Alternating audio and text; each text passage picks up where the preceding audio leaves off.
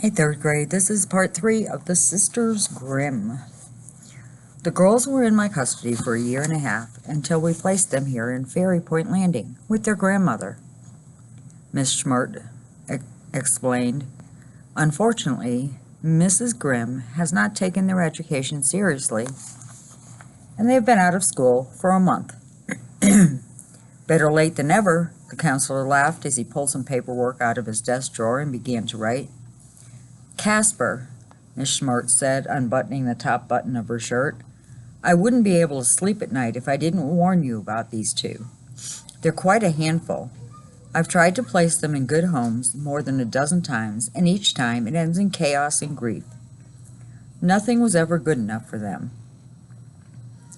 They ran away from one foster home just because they were asked to help around the house. It wasn't a house. It was a stable, Sabrina said defiantly. A pony got into my suitcase and ate all my underpants, Delphine said. They're also very argumentative.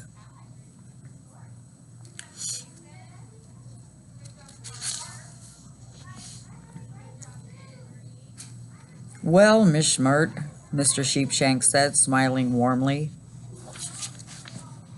at the girls. Here in Fairy Point Landing Elementary, we like to set our sights on the future. Our motto is, everyone deserves a second chance. Well, I'll tell you, Casper, excuse me, as a professional who's worked with children for almost 20 years, I'd say a second chance is the last thing a child needs. What most of them need is a good swift kick in the, thanks for the warning, Miss Schmert, the counselor interrupted. Please, call me Minerva, the skinny woman purred. You'll need their transcripts, of course. I could bring them up Friday. It's just a 2-hour trip. Maybe we could discuss their files over dinner. There was a long, uncomfortable silence. Mr. Sheepshank blushed and then shuffled some papers on his desk. Bring them up? All the way from New York City? That's not necessary. Just drop them in the mail when you get a chance, he said, staring down at his paperwork. Well, I better get these girls started. I trust you can find your way out, Miss Schmert. The caseworker shifted in her chair and her face turned red with frustration. Of course, she said. She reached into her handbag and took out a card.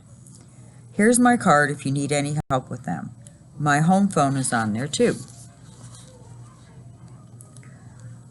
Sabrina gazed down at the caseworker's handbag. When she spotted a book entitled Finding Mr. Right, the unsettling truth about what she was witnessing revealed itself. Miss Schmert was flirting. An image of two grown-ups kissing burned into Sabrina's permanent memory, and she shuddered as if she had just witnessed a car crash. But what was really bothering Sabrina was the odd feeling forming in her own heart. She felt pity for the cranky old woman. Sabrina might not have had much experience with boys, but it was obvious Mr. Sheepshank wasn't into Miss Schmert, even though the caseworker kept on trying. Well, Susie, Debbie, I'm off, the skinny woman said as she got up from her chair. Sabrina said, her sympathy vanished. Delphine added.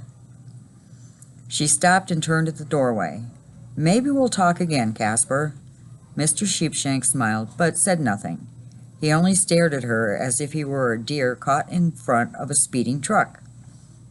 After several way too long, painful moments of silence, Miss Schmert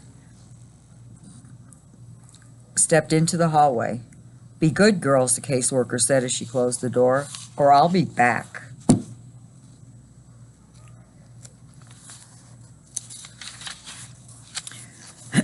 Well, I suppose we should get you two into class, said Mr. Sheepshank as he rose from his desk and led them back into the hallway.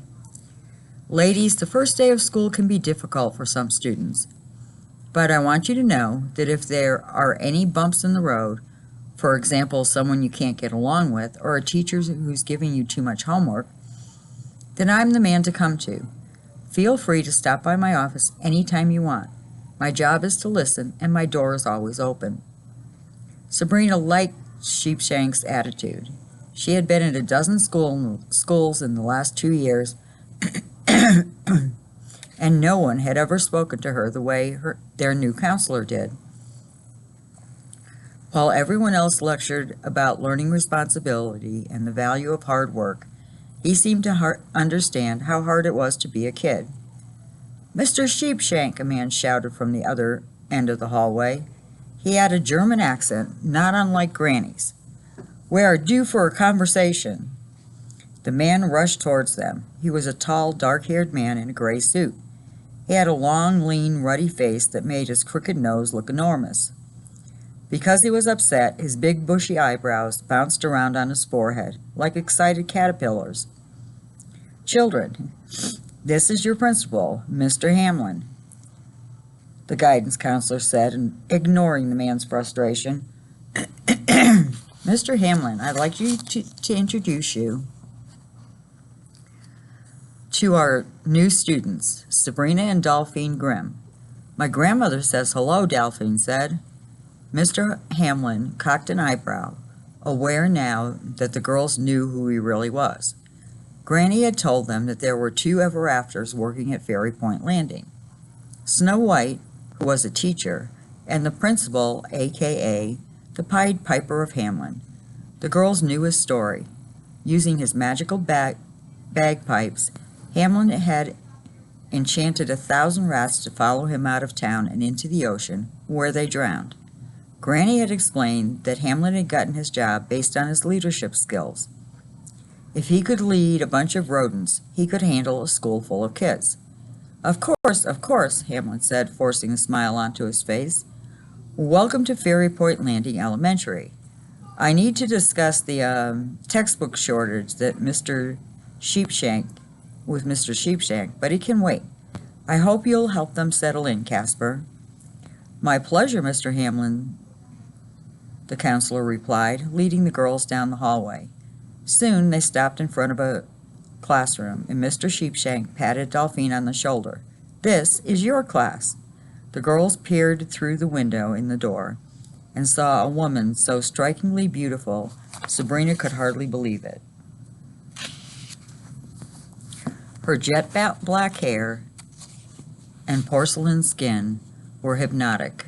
Her eyes were dazzling blue, and her teeth were so white they were nearly blinding. "Delphine, your teacher's name is Miss White," Sheepshank said. Delphine put the palm of her hand to her mouth and bit on it. It was an odd little habit she had when she was very excited. "I'm so happy," the little girl said, giggling. "I might barf." Ever since Granny had told them that Snow White was the teacher, Delphine had prayed on her hands and knees each night that she would be placed in the legendary beauties class. It looked as if someone had been listening to the little girl's prayers. "Don't put any crayons in your nose," Sabrina joked as Mr. Sheepshank led his sister into the room. Delphine stuck her tongue out in reply. As the guidance counselor introduced Delphine, Sabrina studied the teacher through the open door. Snow White and Mr. Hamlin were both ever-afters. Could they be trusted? Suspicion clouded Sabrina's mind, and anger flowed over her. Maybe Snow White and the Piper were in on their parents' disappearance. Maybe they were working together to kidnap her and her sister next. "Sabrina, are you feeling okay?" Mr. Sheepshank asked. The girl hadn't noticed him step back in the hallway. She nodded. "Yes, just got a headache," Sabrina replied. It wasn't a lie. Her head was pounding. "Check with the school nurse if it doesn't go away," the counselor instructed, as he directed her down the hall and up a flight of stairs. On the second floor was another long hallway full of classrooms. They stopped at the first door, and Sheepshank opened it. He turned to Sabrina and gave her a warm smile. "I think this might just be the perfect homeroom for you." "Mr. Grumpner," he said as he stepped into the classroom, "I'd like to introduce you and the class to a new student. Her name is Sabrina Grimm. She and her sister just moved to Ferry Point Landing from New York City. She looks like she stuck a fork into a light socket, a boy called from the middle of the room. He was very short with wiry black hair and big bug eyes. A few kids snickered, but most of the class seemed to be asleep or about to doze off. "Toby, shut up," the teacher growled.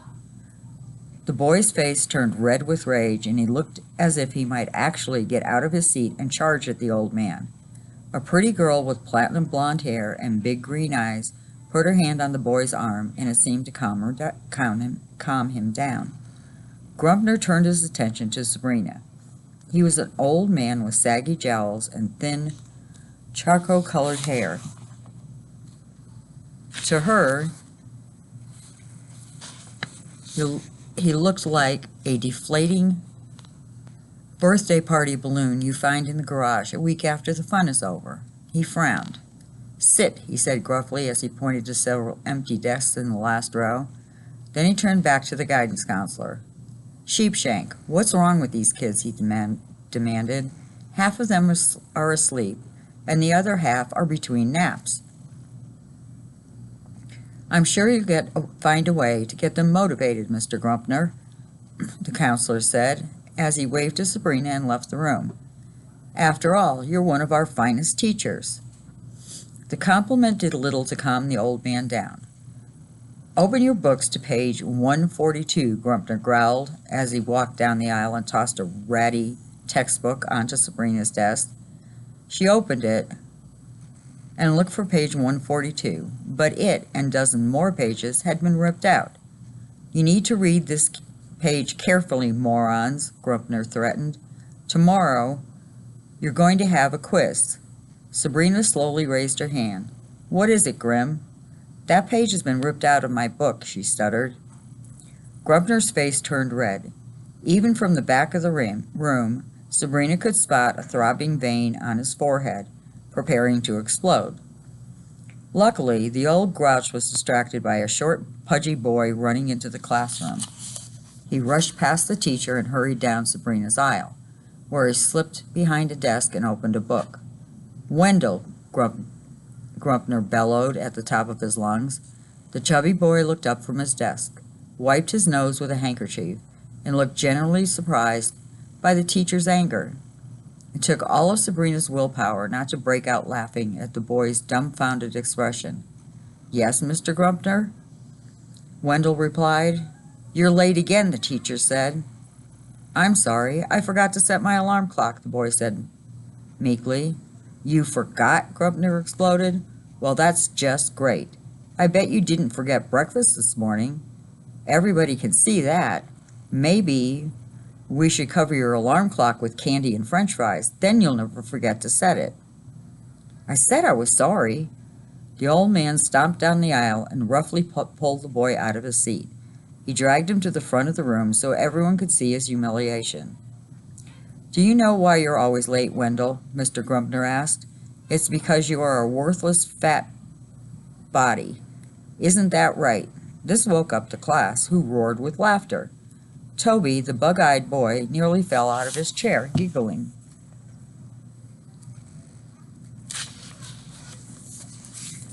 "Well, I'm sure I could stand to lose a little weight, but I wouldn't go so far as to say," but the chubby boy never got a chance to finish. Grumpner shoved a piece of chalk in his hand and spun him to the chalkboard. "You're going to write it until the end of the class. You may think that because you're the principal's son, you don't have to play by the rules. But I'm not afraid of your father.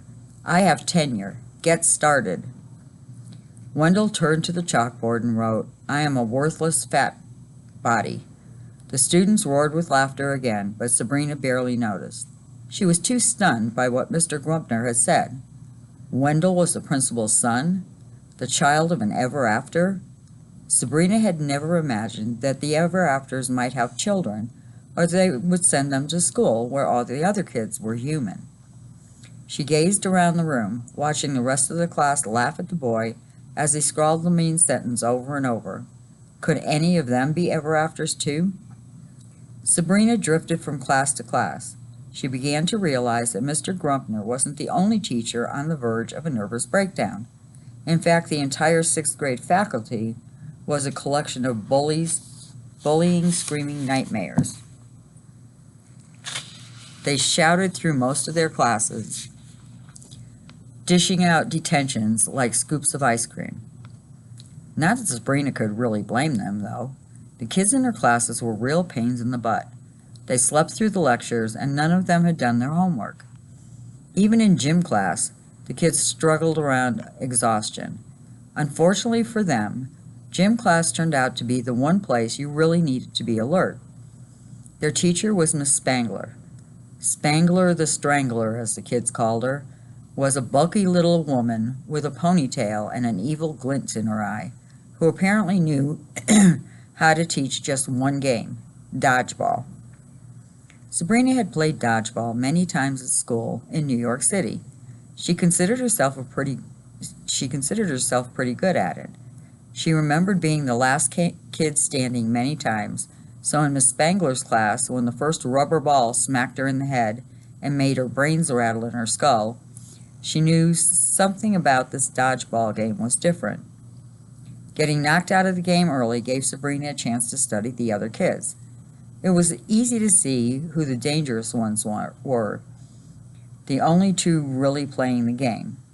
Sabrina recognized one as the giggling idiot Toby from her homeroom class, but the other was a knuckle-dragging hunk with ratty hair. To be honest, Sabrina wasn't sure if it was a boy or a girl. All she knew was that Toby and it were vicious. Together they whipped balls at the other kids in alarming speed. When a kid fell down, the duo plummeted him or her with the hard rubber balls. Even worse, Miss Spangler encouraged the craziness. She ran around the gym, blowing her whistle and pointing out the weaknesses of the players to Toby and the big it, urging them to target the pudgy, small, slow, and awkward. Whenever a kid was hit and eliminated, Miss Spangler clapped happily like a child on Christmas morning. There was only one other kid in the class who had the energy to defend herself. Sabrina recognized her too. The pretty blonde from Sabrina's homeroom managed to duck out of the way of several shots, dodging and jumping until she too was struck and tossed out of the game. She joined the battered kids waiting on the sidelines. When she spotted Sabrina, she smiled and waved. It was the first act of kindness Sabrina had experienced the whole day. By lunchtime, Sabrina was bruised and belittled, but her main concern was Dolphine. Sabrina could handle a screaming teacher or a bully, but her sister was only 7. This school would eat her alive. Once Sabrina had her tray of food, she searched the cafeteria for her little sister, fully expecting Dolphine to be huddled in a corner, bawling her eyes out. She was stunned to find her sitting at a table packed with bright-eyed, happy kids, all hanging on her every word. As Sabrina approached the table, the children exploded in laughter, watching her sister pull a ruler out of her big beehive hair. "Dolphine, you're the funniest person I've ever met," one of her little friends said. "Are you okay?" Sabrina asked her sister. Dolphine smiled and nodded. "Time of my life."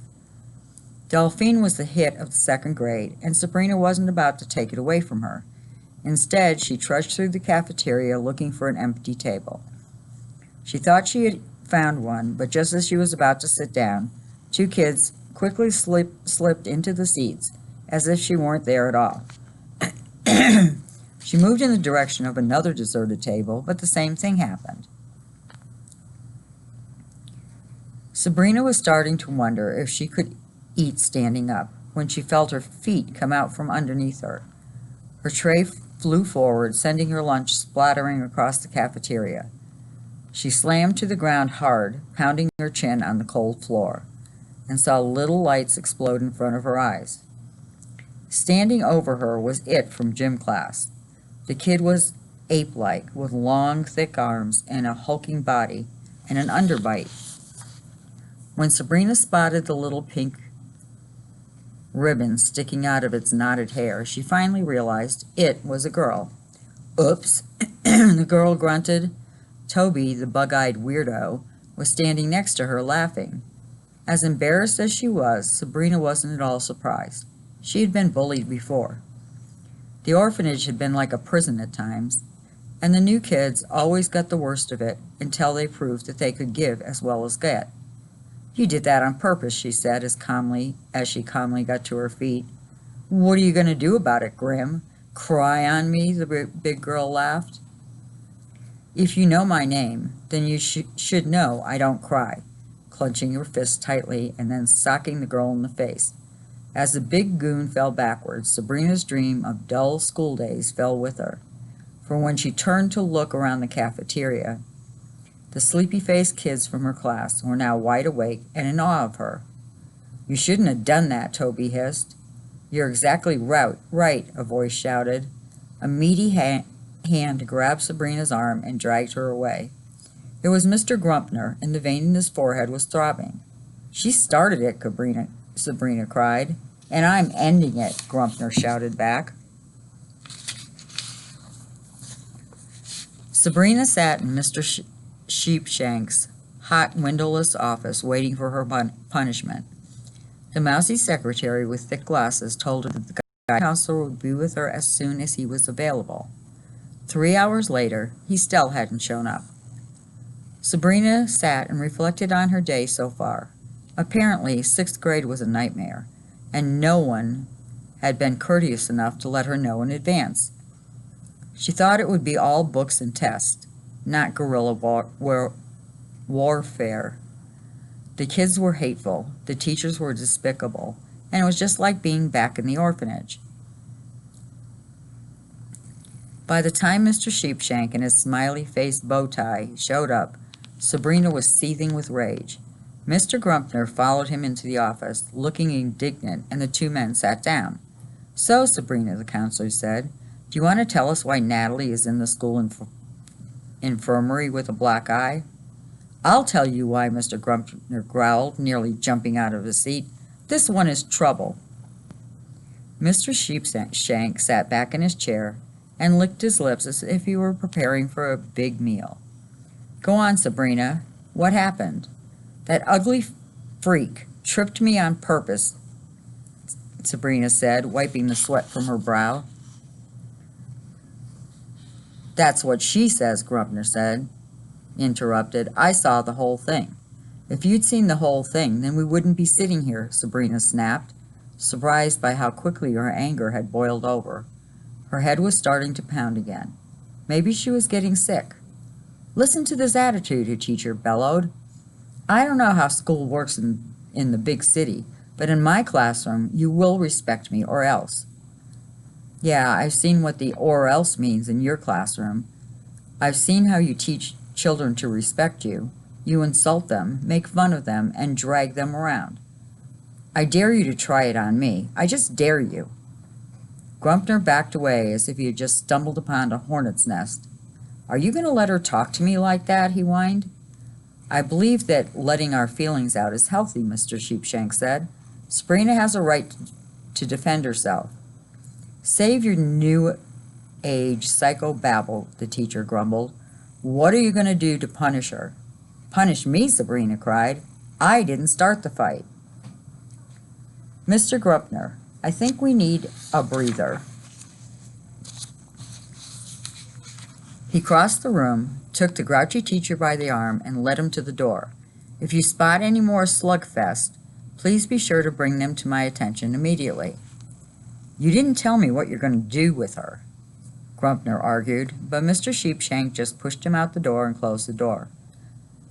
"Discipline is the backbone of education," the teacher shouted through the door. "We'll see what Mr. Hamlin thinks about that." The guidance counselor ignored the teacher's threat and returned to his chair with a broad smile. "Interesting first day you're having," he said. "I didn't start that fight, but I'm not going to let someone pick on me either," Sabrina said. "I'm not asking you to," Sheepshank replied. "I think Natalie got what she had coming to her. She's been pushing kids around since kindergarten." I bet it felt pretty good to knock her down. Sabrina was stunned.